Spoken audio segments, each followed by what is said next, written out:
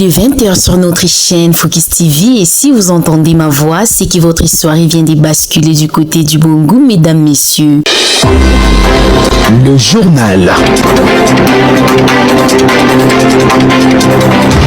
C'est toujours un plaisir de vous servir, messieurs et dames. Bonsoir et bienvenue dans cette édition du journal sur Focus Télévision. À la présentation, Daniel Muyambwe, Gaël Mwangala assure la mise en onde.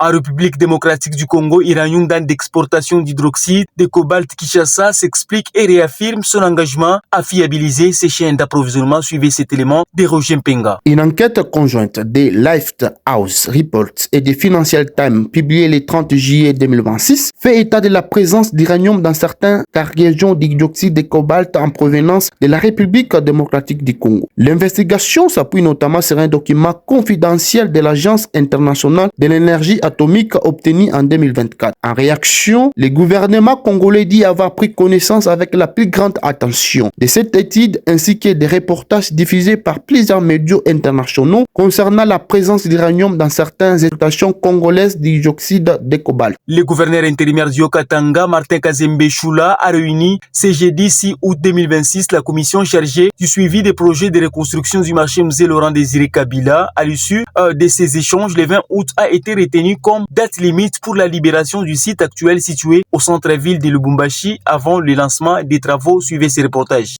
Tous les vendeurs et vendeuses du marché Musée Laurent Désiré Kabila sont appelés à regagner les endroits qui leur seront indiqués avant le 20 août.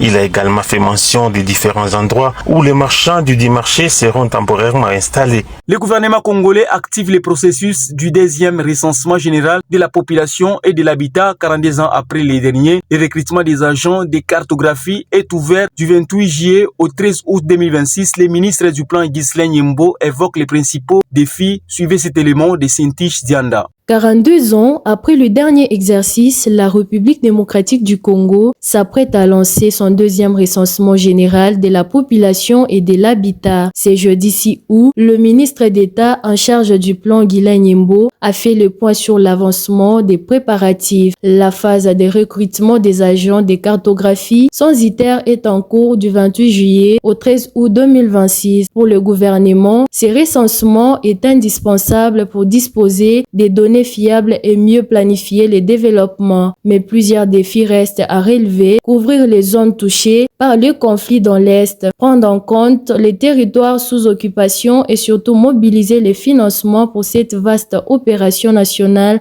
lancée le 1er juin dernier. Terminons cette édition du journal par la page sportive. Le tout-puissant Anglebert Mazembe a lancé officiellement la préparation de la saison sportive 2026-2027 à Futuka et une figure importante dans les groupes, c'est le milieu du terrain Mika Miché. Suivez cet élément. C'est avec Mika Miché que la reprise démarre au sein du tout-puissant Mazembe Anglebert. Pas de Belgique, mais les centres d'entraînement Futuka servira de cadre au corbeau pour préparer la saison 2026-2027. Le deuxième tour attendra Mazembe en octobre contre le vainqueur du match qui oppose Djoliba du Mali au club africain de la Tunisie.